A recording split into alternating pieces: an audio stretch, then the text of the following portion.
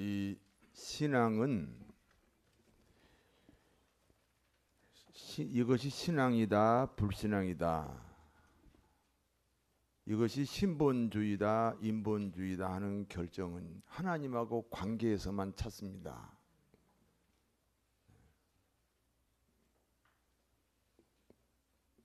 인간관계에서 신앙을 찾아버리면 그건 불신앙이 되어버립니다.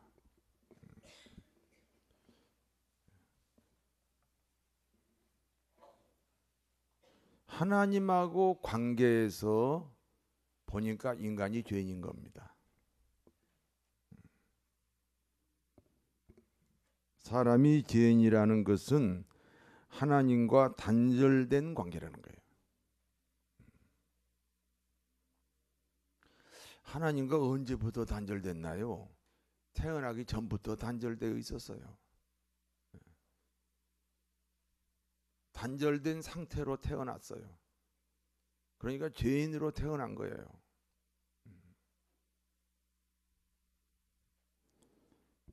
로마서 3장 23절에 같이 읽어봐요. 모든 사람이 죄를 범하였음에, 그러니까 모든 사람이 죄를 범하였음에 그 밑에 하나님의 영광에 이르지 못하더니 하나님과 단절되었다. 하나님과 단절되었다. 하나님과 단절이 되었으니 하나님으로부터 공급이 끊어졌습니다. 그러면 다른 사람으로부터 공급을 받아야 됩니다. 다른 사람으로부터 공급을 받는다는 것은 다른 사람이 소유한 것들을 나 자신이 빼앗아 오는 것입니다. 이것을 생존 경쟁이라고 합니다. 어떤 사람이 성공을 했다면 그 성공한 사람 때문에 실패한 사람이 있습니다. 어떤 사람이 부자가 되었다면 그 부자 때문에 어떤 사람은 가난해졌습니다.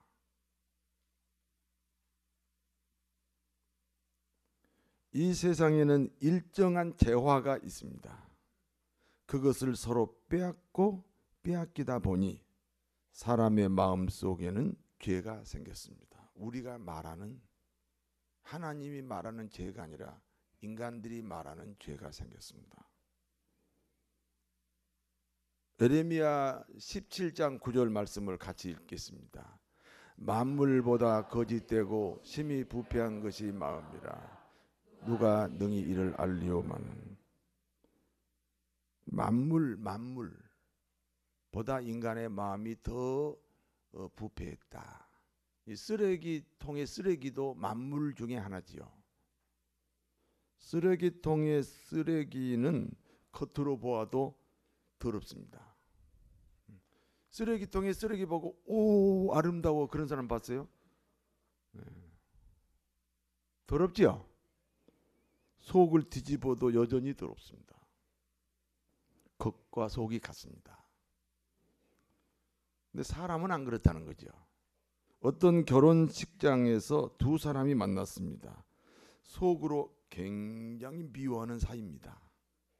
그런데 결혼식장에서 만났으니까 친절하게 인사해야 돼요? 안 해야 돼요? 해야 되죠. 그러면 겉과 속이 같아요? 달라요? 너무 다르지요.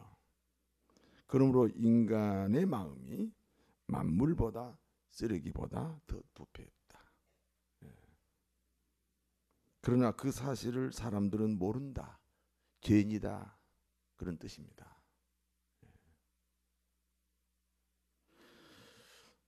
사람은 자신이 죄인이라는 사실을 시인하기 싫어합니다. 이유가 있습니다. 죄인이라고 시인하면 그 죄값을 치러야 하기 때문입니다.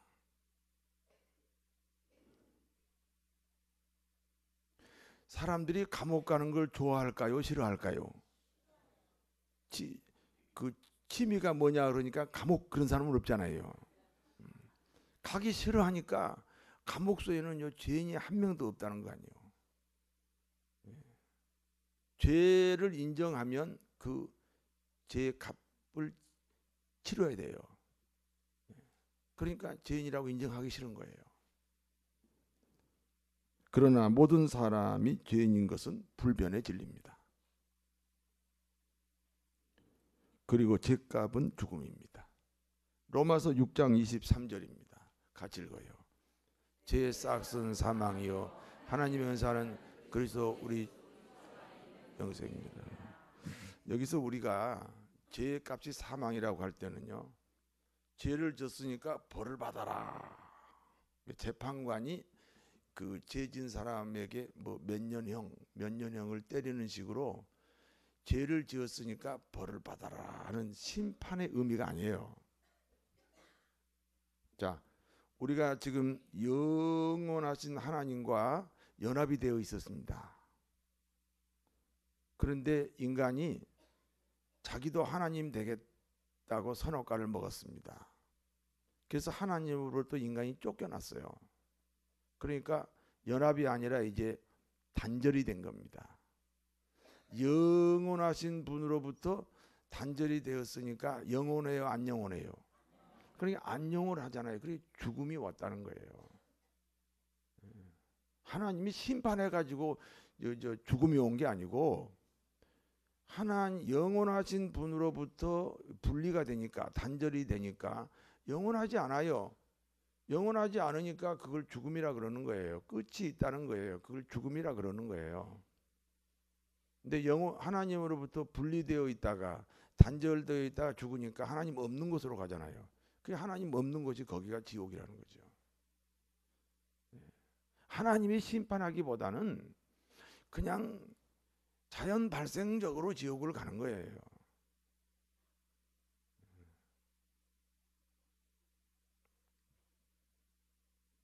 모든 사람은 죄인이고 그 죄값은 죽음입니다.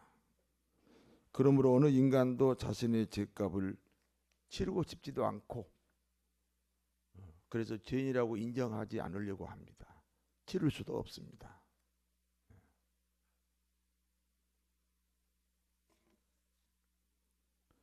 하나님은 이스라엘 백성들에게 제사 제도를 만드셨습니다. 제사를 지내기 위해서 한 마리의 양을 가지고 성전으로 들어옵니다. 가지고 온 양을 번제단 위에 올려놓고 양의 머리에 안수기도합니다. 안수기도는 자신의 죄를 양에게 넘기는 의식입니다. 내 죄하고 나를 분리시키면 안 됩니다. 어떤 사람은 이래요. 죄는 미워하고 사람은 미워하지 마라. 죄가 그 사람이에요. 죄를 버리려면 나를 버리는 거예요.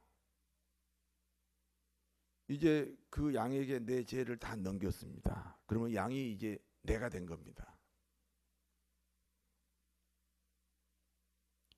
양이 나 자신입니다. 그리고 그 양을 죽였습니다. 내가 죄값으로 죽어야 하는데 양을 죽여서 나 자신의 죽음을 하나님께 고백한 겁니다. 그것이 구약의 제사입니다. 그리고 그 제사가 신약으로 와서는 예배라는 이름으로 바뀐 거예요. 그런데 우리가 이 구약의 제사적 예배가 지금 한국 교회에 없어요.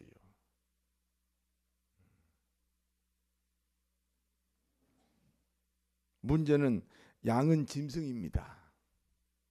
짐승은 나에 대한 상징입니다. 나를 대신하려면 나 같은 사람이어야 됩니다. 나 같은 사람이 돼 죄가 없는 사람이 나를 대신해서 죽어야 됩니다. 여러분 구원 받으셔야죠. 천국 가야죠. 그런데 누군가 나 같은 사람이 죽어야 돼, 내 대신. 그리고 그 사람은 죄가 없어야 돼요. 이 두 가지 조건이 맞아야 내가 사실은 구원받습니다. 근데 그런 사람이 천하에는 없어요. 인간은 다 죄인이에요. 그래서 양으로 그냥 상징적으로 양으로 그냥 드렸던 거예요. 그런데 그 양이 아니에요. 이제 그 양 대신해서 어떤 사람이 와야 돼요. 근데 그 사람은 죄가 없는 사람이라야 된다 그 말입니다. 그런데 어떤 인간도 죄 없는 인간이 없습니다. 이런 얘기는 우리 금포교회에서만 들을 수 있습니다. 제 설교는 지금 전 세계로 인터넷으로 나갑니다.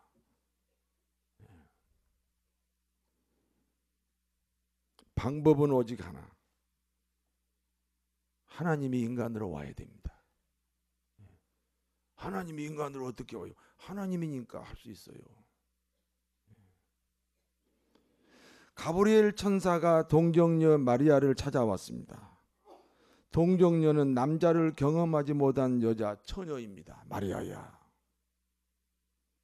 내가 잉태하여 아들을 낳으리니 이름을 예수라 하라. 예수, 구원자라고 불러라. 마리아가 대답합니다. 나는 남자를 알지 못합니다. 천사가 대답합니다. 대저 하나님의 모든 말씀은 불가능이 없다. 하나님이 하신다. 여기 남자 없이 태어난 사람 있어요? 여자가 혼자 자기가 아기를 낳은 결혼 경우가 있어요? 그러니까 마리아도 그랬어요. 난 남자를 알지 못합니다. 하나님이 하신다. 당신은 처녀가 자식을 낳으면 돌에 맞아 죽습니다. 당연히 마리아도 처녀입니다. 자식을 낳으면 돌에 맞아 죽게 됩니다. 그러나 하나님의 말씀입니다. 그러므로 아멘 했습니다.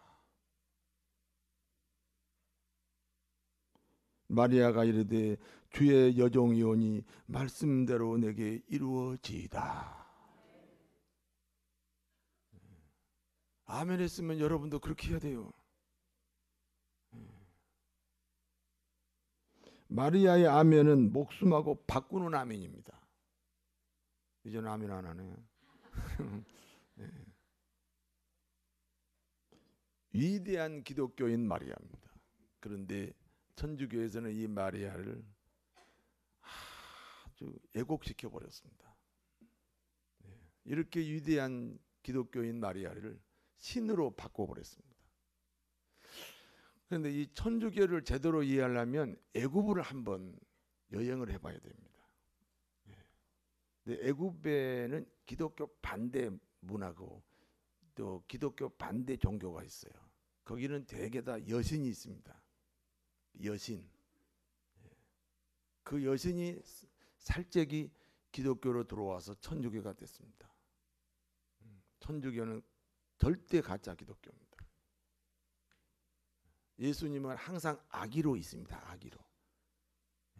그분이 우리의 왕인데 마리아가 안고 있는 아기로 그냥 축소시켰습니다.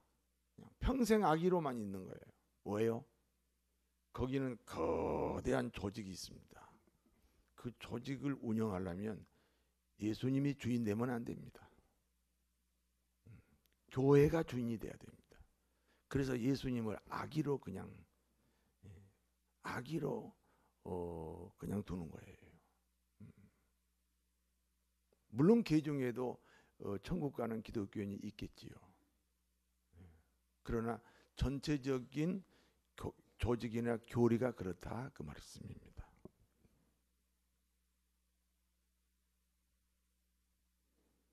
마리아가 하나님의 아들을 잉태하였습니다. 그때는 로마가 지배하던 때입니다. 로마 황제 아구스도는 인구 조사를 하기 위해서 모든 백성은 본적지에 가서 재등록을 하라고 지시를 합니다. 마리아의 약혼자 요셉은 본적지가 베들레헴입니다. 그러니까 이 마리아하고 요셉이 사는 곳이 함경도라면 지금 그 요셉의 본적지는 한 수원쯤 되는 거예요. 수원쯤. 그 먼 곳을 이제 가서 다시 재등록을 해야 됩니다. 출산달이 되었으나 만삭의 몸인 마리아를 데리고 북쪽 갈릴리 나사렛에서 남쪽 유대 땅 베들레헴을 찾아왔습니다. 베들레헴에 도착했을 때 마리아에게 출산 기미가 보였습니다. 출산 기미가 보이면 급해요, 안 급해요? 예. 방이 필요합니다. 그러나 누구도 방을 빌려주지 않습니다. 여러분, 우리 인간의 본래 마음에는 예수님이 들어올 수 없습니다. 죄인이라고 그랬잖아요. 죄인은 원래 예수님을 믿을 수 있는, 예수님이 들어올 수 있는 방이 없어요. 마음의 방이 없어요. 다급합니다. 마구간으로 들어갔습니다. 드디어 하나님이 인간으로 오셨습니다. 보자기에 싸서 말구유를 침대 삼아 눕게 했습니다. 베들레헴 부근에는 양을 치는 목자들이 양을 지키고 있었습니다. 천사가 목자들에게 나타납니다. 누가복음 2장 8절에서 12절 말씀입니다. 한번 읽어봅시다. 그 지역의 목자들이 밤에 밖에서 자기 양떼를 지키더니 주의 사자가 곁에 서고 주의 영광이 그들을 두루 비치매 크게 무서워하는지라. 천사가 이르되 무서워하지 말라. 보라, 내가 온 백성에게 미칠 큰 기쁨의 좋은 소식을 너희에게 전하노라. 오늘 다윗의 동네에 너희를 위하여 구주가 나셨으니 곧 그리스도 주시니라. 너희가 가서 강보에 싸서 구유에 누워있는 아기를 보리니 이것이 너희에게 표적이니라 하더니. 목자들이 무서워하는데 천사가 말합니다. 무서워하지 마라. 내가 온 백성에게 미칠 큰 기쁨의 좋은 소식을 너희에게 전한다. 오늘 다윗의 동네 베들레헴에 너희를 구원시킬 구주가 태어난다. 너희는 가서 구주 예수님께 경배하고 경배하라. 그와 같은 때에 하늘에서는 수많은 천군 천사가 찬송을 불렀습니다. 누가복음 2장 13절에서 14절입니다. 같이 읽습니다. 호련히 수많은 천군 그 천사들과 함께 하나님을 찬송하여 이르되 지극히 높은 곳에서는 하나님께 영광이요 땅에서는 하나님이 기뻐하시는 사람들 중에 평화로다 하니라. 지극히 높은 곳에서는 하나님께 영광이요. 왜요? 구원이 하나님께 영광입니다. 땅에서는 하나님이 기뻐하시는 사람들 중에 평화로다. 왜요? 구원이 평화입니다. 여기까지가 본문의 내용입니다. 이제 본문이 주는 교훈을 말씀드립니다. 첫 번째입니다. 하나님의 말씀은 반드시 이루어집니다. 예수 그리스도께서 하나님이시지만 인간으로 오셨습니다. 이사야 7장 14절에 처녀의 몸에서 태어난다 이렇게 기록되었고, 미가서 5장 2절에는 베들레헴에서 태어나신다 이렇게 기록이 되어 있습니다. 이사야 선지자나 미가 선지자는 예수님 오시기 700년 전의 사람입니다.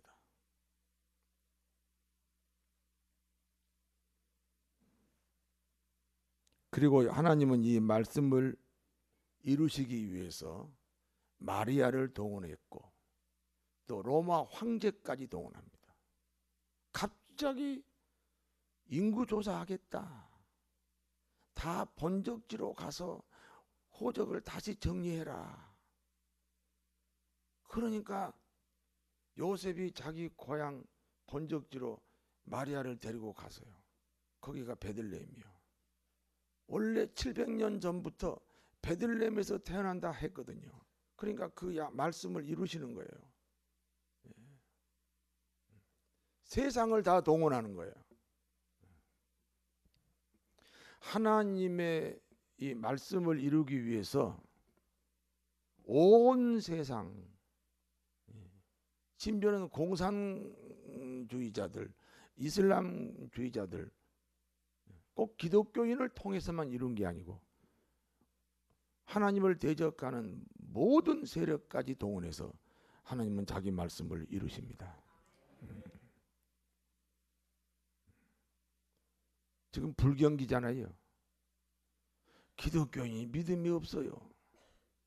타락하기 시작했어요. 잘 사니까요. 그래서 불경기를 줄 수도 있어요. 온 세상을 동원해서 우리의 신앙을 돕고 하나님의 역사가 이루어진다는 사실을 기억하시기 바랍니다.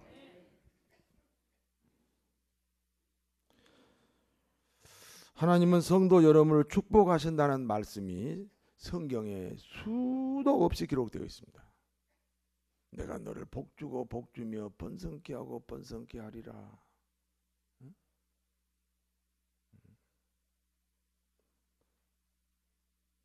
이 말씀은 반드시 이루어집니다. 문제는 언제 이루어 주시느냐가 중요합니다. 순종하면 이루어집니다. 하나님의 때라는 것은 성도들의 순종을 하나님의 때라고 합니다. 요한복음 2장 가나 혼인잔치에 보면 분명하게 나와 있습니다.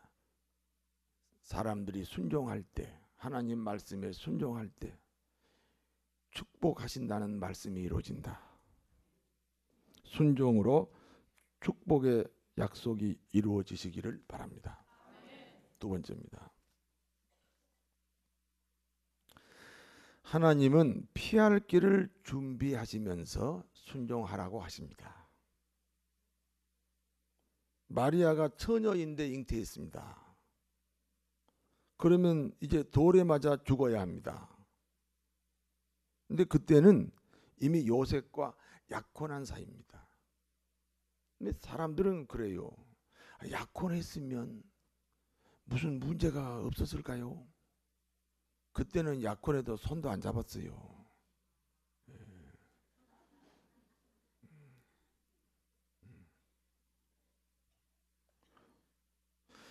여러분 보세요. 지금 마리아가 잉태했다는 것을 속일 수가 있나요? 속일 수가 없죠. 막 배가 불러오니까 속일 수가 없어요. 그러면 사람들이 모아서 마리아를 끌어내서 돌에 쳐 죽였습니다.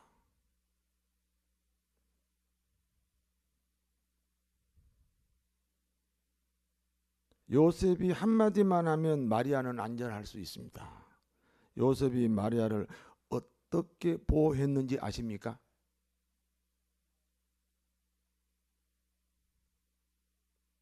아니 지금 동네 사람들이 마리아를 끄집어내가지고 돌에 쳐 죽이려고 하는데 그때 요셉이 뭐라고 했어요?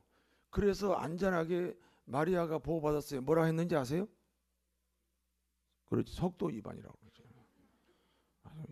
미안해, 나 속도 위반했어. 그게 보호입니다.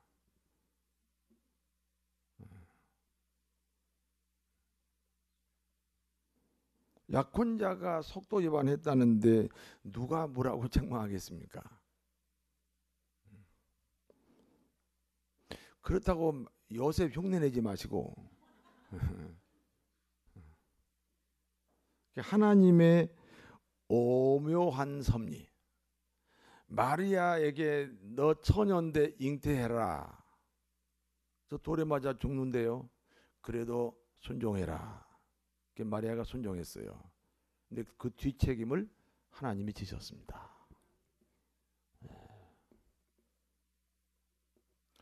하나님은 우리를 다 피할 길을 주시고 순종하게 하신다는 사실을 꼭 기억하시기 바랍니다. 적어 놓으세요. 집에다가 속도 위반 그렇게. 예.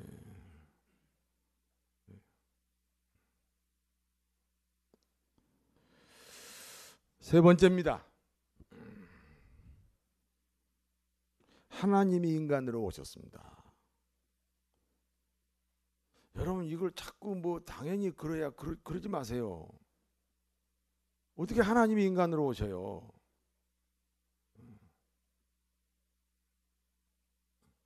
하도 많이 들어가지고 아주 당연한 줄 알아요.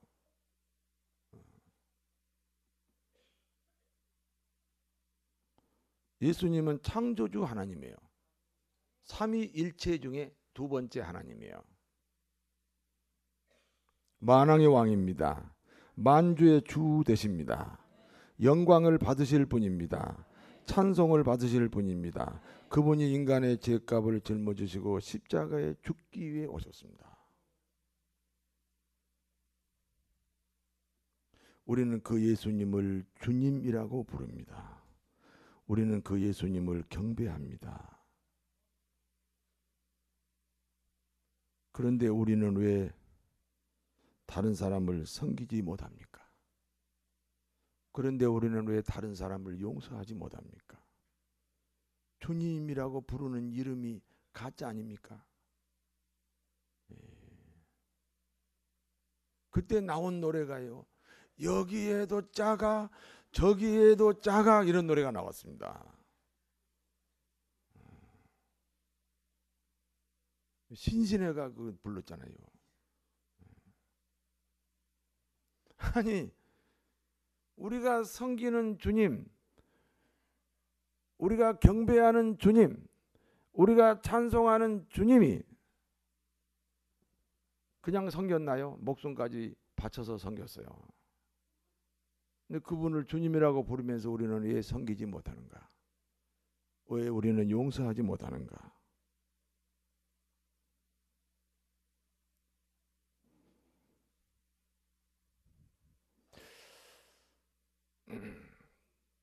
내가 소식을 들으니까 원래 스님들은요 고기 안 먹습니다.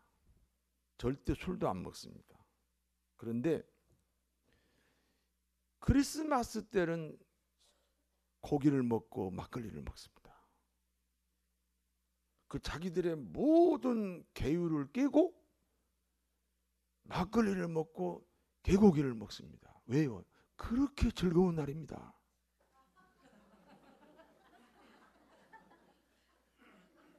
얼마나 즐거우면 자기들의 계율을 깨가면서 그 고기를 먹고 막걸리를 먹겠습니까?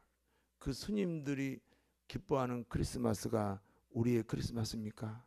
아닙니다. 라이트 클럽의 매상이 말이요 1년에 반은 크리스마스 때 올라갑니다. 그 라이트 클럽의 크리스마스가 우리 크리스마스입니까? 아닙니다.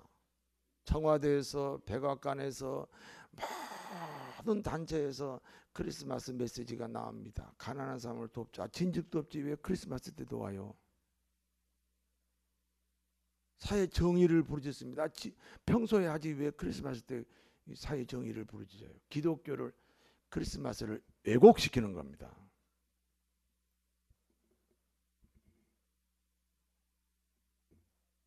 여러분 크리스마스는 예수님이 이 땅에 태어나셨습니다. 그리고 30년을 사시고 3년 동안 공생에 지내시다가 십자가에 죽으셨습니다. 그리고 3일 만에 부활하셨습니다. 40일 동안 복음 전하다가 승천하셨습니다. 그리고 10일 후에 보혜사 성령으로 다시 오셨습니다. 그 다시 오시는 왜냐하면 예수님이 육체로 계시면은 한정이 돼 있잖아요. 이스라엘 저 땅에 몇몇 사람밖에 못 만나잖아요. 그런데 다시 영으로 오셨습니다. 그래서 세계 인류 모든 사람의 마음에 들어갈 수가 있습니다. 여러분의 마음에 보혜사 성령이 계셔야 됩니다. 그래서 크리스마스가 되는 겁니다. 잘못하면 우리도 스님의 크리스마스가 돼요. 청와대 크리스마스가 돼요. 제가 그랬잖아요. 예수님이 들어올 방이 없다고. 무너져야 방이 생깁니다.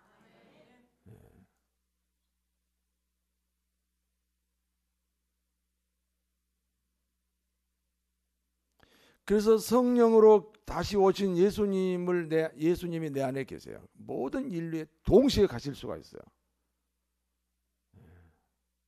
여러분의 심령에도 그 예수가 보혜사 성령으로 여러분의 심령에 계신 줄로 믿습니다. 볼지어다 내가 문 밖에서도 너희 문을 두드린다. 문을 열어라. 마음의 문을 열어라. 내가 너에게 들어가 너와 더불어 먹고 너는 나와 더불어 먹으리라. 이제는 성령이 내 안에 계셔서 이제는 크리스마스가 기독교의 크리스마스가 됩니다.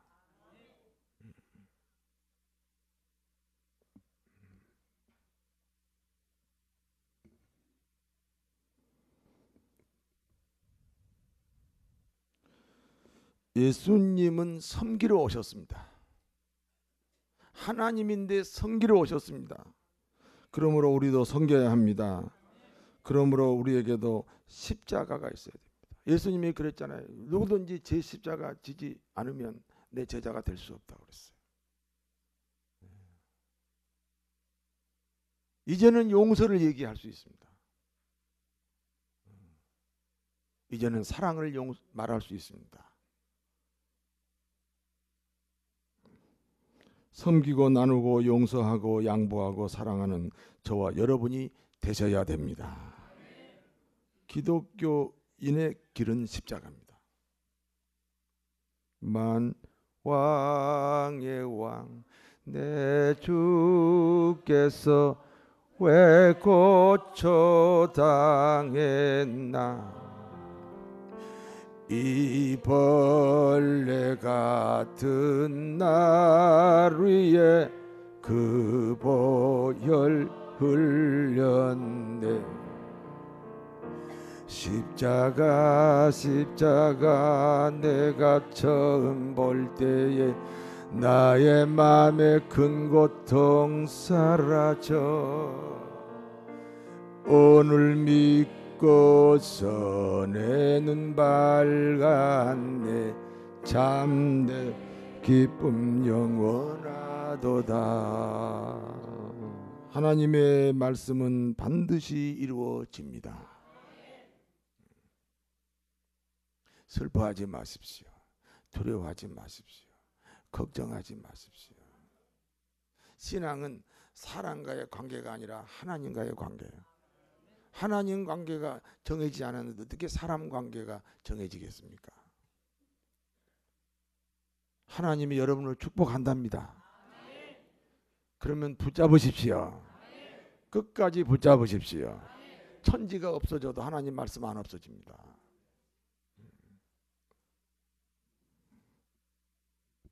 하나님은 피할 길을 준비하시는 분입니다.